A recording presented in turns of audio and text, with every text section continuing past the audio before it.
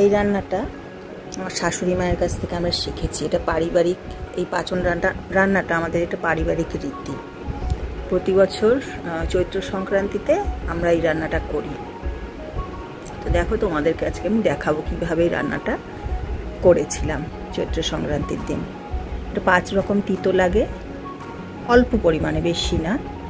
আর এঁচোড়ের নরম অংশটা নিয়েছি আমি, শক্তটাও দেওয়া যায়, একটু হলুদ দিয়ে সিদ্ধ করে নিতে হবে। আর আছে পেঁপে, মিষ্টি আলু, কাঁচকলা, সজনে ডাঁটা আর বরবটি। আর একটু 5 ফোড়ন দিয়ে দিলাম তেলের মধ্যে।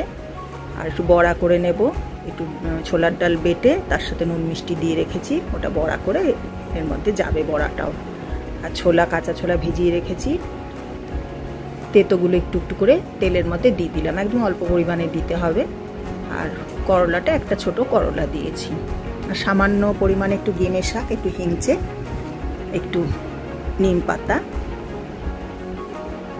আর একটু শিউলি পাতা। বেশি দিলে আবার তেতো হয়ে যাবে, ওই জন্য অল্প পরিমাণে দিয়েছি। এবার এটাকে ভালো করে কড়া করে ভেজে নিতে হবে।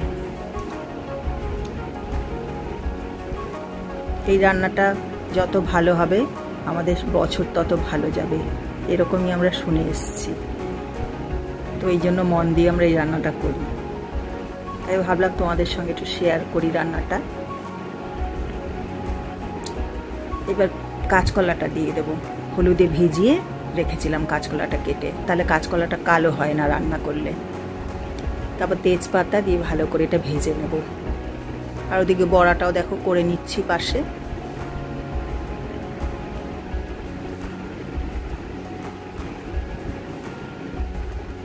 এটা হালকা ভাজা হবে কাঁচকলাটা। এবার পেঁপেটা আর মিষ্টি আলুটা দিয়ে দেব। এটা একটু নাড়াচাড়া করব, হালকা ভাজা হবে।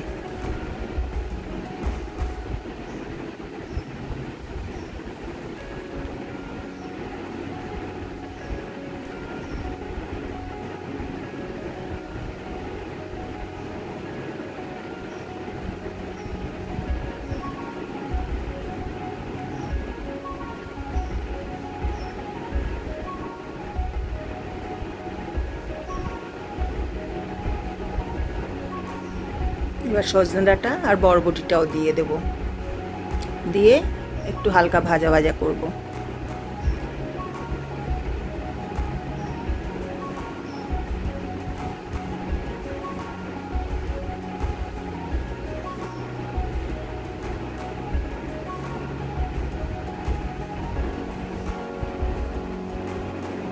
রান্নাটা করেছিলাম, খেতে কিন্তু ভালোই হয়েছিল। পাচন, এর নাম হচ্ছে পাচন। এই পাচন রান্নাটা খেতে ভালোই হয়েছিল। আশা করি বছরও খুব ভালো যাবে, তোমাদেরও বছর যেন খুব ভালো যায়, নতুন বছর, এটাই আমি প্রার্থনা করি। এরপর নারকেল কোড়া দেব, এটা দিয়ে একটু ভাজা করব।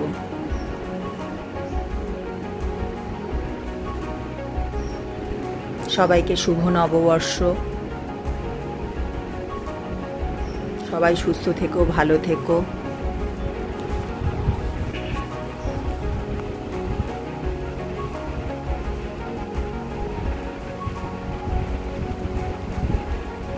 এবার পরিমাণ মতো নুন দিয়ে দেব,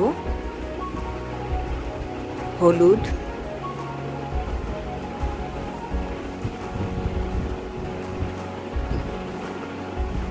এবার এঁচোড়ের নরম অংশটা দিয়ে দেব।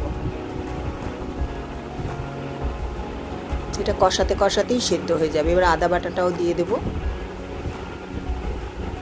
একটু চিনি দিয়ে দেব পরিমাণ মতো, যে যেরকম মিষ্টি পছন্দ করো সেরকম দিলেই হয়।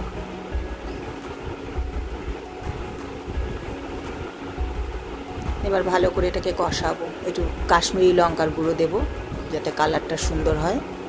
এটার মধ্যে ঝাল পড়বে না, যেহেতু তেতো আছে, এটার নাম পাচন, এই জন্য এটার মধ্যে ঝাল পড়বে না। একটু কাশ্মীরি লঙ্কার গুঁড়ো দিলাম কালারটার জন্য, কালারটা সুন্দর আসবে।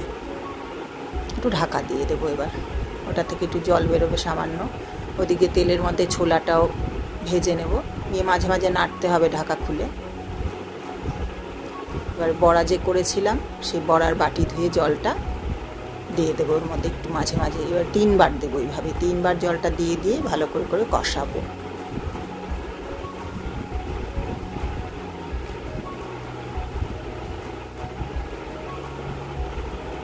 কষানো হয়ে এভাবে জল দিয়ে দিয়ে নুন লাগলে আরেকটু দিলাম, মনে হলে আরেকটু লাগবে নুনটা। আর একটা ভাজা মশলা করে রেখেছি, ওটার মধ্যে জিরে, মৌরি, ধনে আর 5 ফোড়ন হালকা করে ভেজে নিয়ে ওটাকে গুঁড়ো করে রেখেছি।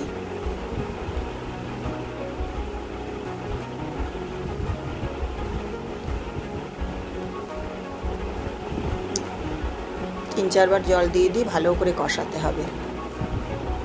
কালারটা দেখলেই বোঝা যাবে হয়ে গেছে কষানো। এবার গরম জল করে ওটার মধ্যে দিয়ে দিতে হবে।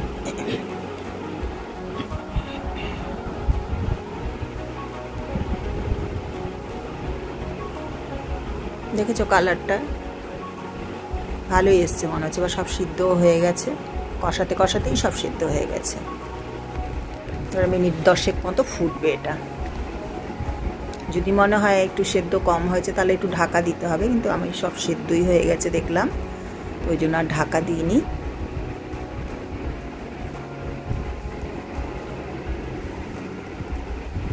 মিডিয়াম ফ্লেমে 10 মিনিট মতো ফোটালেই হবে। তারপর বড়াগুলো আস্তে আস্তে ওর মধ্যে দিয়ে দিতে হবে।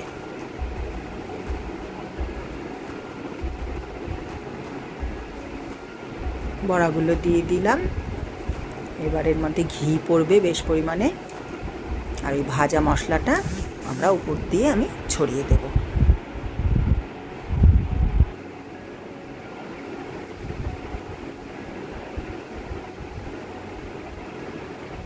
ঘিটা উপর দিয়ে ছড়িয়ে দিলাম, এটা ভালো করে মিশিয়ে দেব।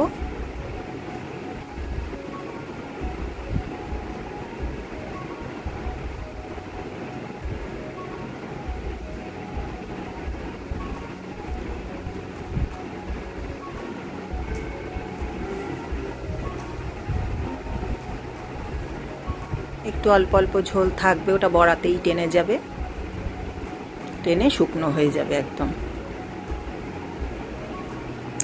এবার ভাজা মশলাটা উপর থেকে ছড়িয়ে দেব, দিয়ে ঢাকা দিয়ে দেব। পাঁচন রেডি। শুভ নববর্ষ সবাইকে, সবাই খুব ভালো থাকবে, বছর যেন খুব খুব ভালো যায় তোমাদের।